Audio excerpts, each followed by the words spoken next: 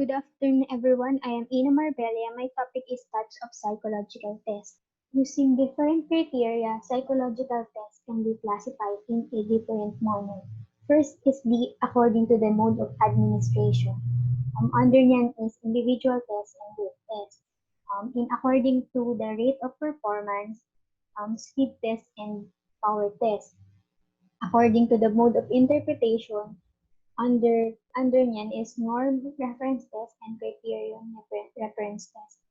According to the variable being measured, ability test, intelligence test, aptitude test, achievement test, personality test, projected personality test, objective test, and other types of psychological test is interest test, aptitude test, attitude test, values test, creativity test, and neuropsychological test. The individual test, it is administered to person one at a time. It is useful to collect the comprehension of the individual. Yung problem lang dito, masyadong mahal, time-consuming, and labor-expensive.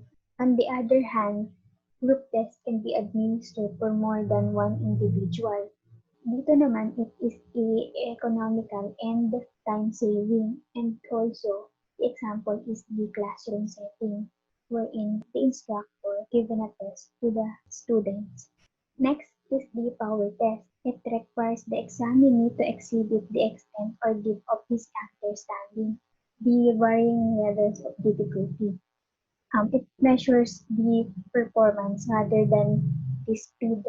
And also, the power test, it is varies from the easiest to the difficult one. In speed test, it requires the examiner to complete as many items as possible. It contains the items of uniform and generally simple level of difficulty.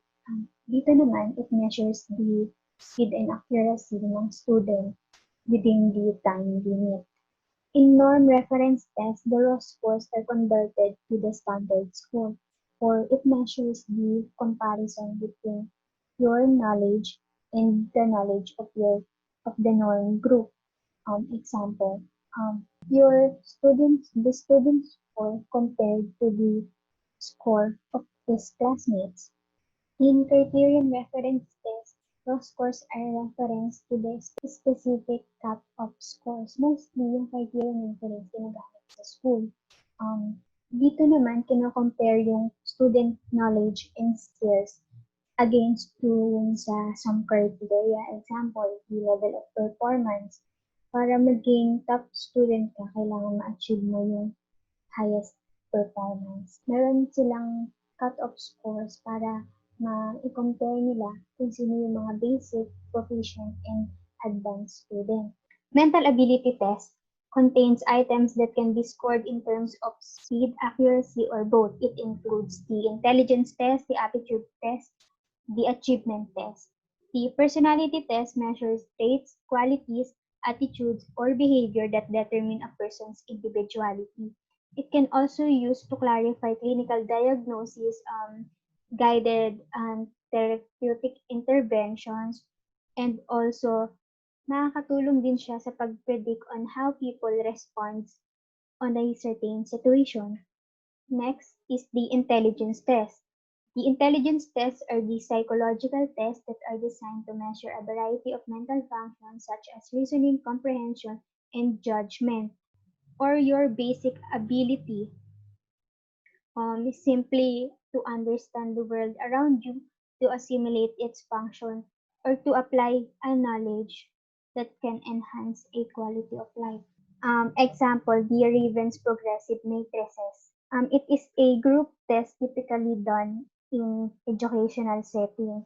It is usually a 16-minute item test. This test designed to measure your abstract, your nonverbal, and your cognitive functioning. The aptitude test. It measures whether a person is likely to do well in a given field of work or study. The test assumes that people differ in their special abilities, that these differences can be useful in predicting future achievements. It is intended to measure the potential learning on this specific area. Example, the scholastic assessment test. It is a standardized test that used widely in the college entrance exam. It measures the verbal, the mathematical, and the achievement in a specific subject area. The SAT scores provides the students ability to do a college work. The achievement test measures people's skill and knowledge that they have in a specific areas. It is an important tool in school evaluation and has great significance in measuring instructional progress and progress of the students in the subject area. If the attitude is given before you start something, in achievement test, it is given after you have learned something to see how well you achieve. Example is the National Achievement Test. It is a standardized test taken by the students from grade 3 to 12 here in the Philippines. It is designed to determine their academic levels for the strength and weaknesses, and also kung meron ba silang natutunan dun sa mga major subject areas nila through the years. Projective personality test. Test with ambiguous stimuli which measures wishes, intrapsychic conflicts, dreams, and unconscious motives. It allows the examinee to respond to a big stimulus from their own impressions. It is open-ended format, meaning there is no specific answers. Example, Rorschach inkblot test. In the Rorschach, bibigyan ka ng inkblot and then sasabihin mo kung what it looks like to you. Yung iba dito, normal yung answers, but some reveals psychological problems. The objective personality test. Person's personality consists of the characteristics, habits, preference, and moods. The present test takers with a standardized group of test items in a form of questionnaire. It is a paper and pencil test. It can be a multiple choice or true or false format in assessing the personality. It can also be used to increase the client's insight, to identify the psychopathology. It can assist the treatment planning. Magkakaiba yung pag-measure ng personality dito because it is based on the specific construct defined by the test developer. The interest test provides scores from which pattern of interest are established. These patterns indicate the kinds of vocational activities that have the greatest shown on the profile sheets. It is used to contribute more realistic planning by the students considering the vocational possibilities to open him. It helps the student to determine the occupational decisions or the career. Mini-measure dito yung individual's performance on a certain activities. Example is the Cooder Career Interest Assessment. Dito sasagutan mo lahat ng possible questions na kahit hindi mag-fit sa gusto mo, kailangan mong sagutin. The result shows the interest in music, science, art, and literature. Another example is the Campbell Interest and Skills Survey. Dito naman, i-compare yung interest mo dun sa interest ng person with successful na dun sa kanilang job. If pares kayo ng interest ni Bill Gates, then maisasuggest sa'yo na go for the computer courses. It is also useful to those students na wala pang mga career goals or meron lang silang mga source of guidance. Pero it doesn't mean na pares kayo ng interest ni Bill Gates, magiging Bill Gates ka na din. Next is the attitude inventory. To assess an attitude or belief of an individual, it designs to provide a valid and accurate measure of an individual's social attitude. It is a direct observation kung paano yung behavior ng individual in a certain things or in social interaction. Intertone scale is the first formal technique measuring the attitude. Intertone scale, yung respondents, ilalagay niya dito sa mga statement kung agree or disagree ba siya na nagsasabing kung gaano niya naramdaman talaga yung certain way.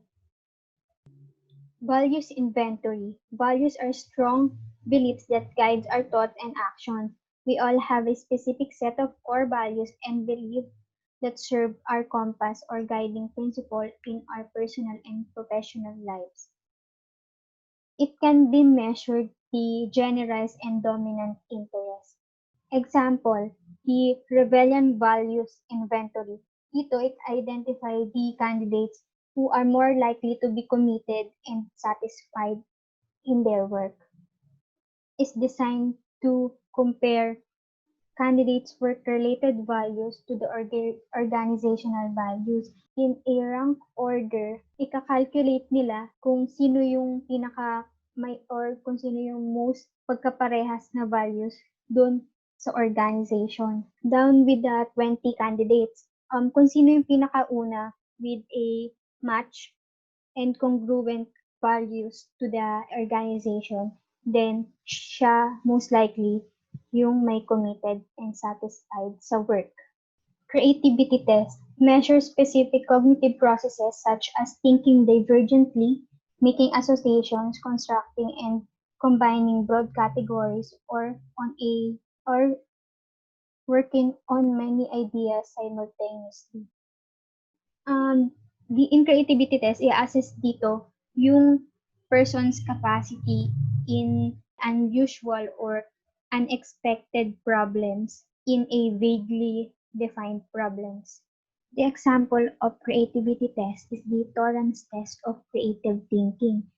Mostly, kinakonduct to sa mga bata para malaman kung paano gumagana yung isip nila when it comes in creativity. This test is a series of figural exercises and verbal activities. It is administered by the psychologist over 90-minute period. Over the years, it is proved that this test is reliable kasi it predicts the success of the creative individuals of all ages. The neuropsychological test measure cognitive sensory perceptual and motor performance to determine the extent, locus, and behavioral consequences of the brain damage. Dito, titignan how's the health of your brain or naapektuhan ba nito yung thinking skills mo or your behavior. It is a paper and pencil or sometimes yung neuropsychologist tatanungin ka and you answer orally. Example, the Bender Visual Motor Gestalt Test. It consists of 9 index cards with a different geometric design. It is used to assess your motor visual functioning, developmental disorders, neurological impairments in children ages 3 and up and in adults. And that's all. Thank you for listening.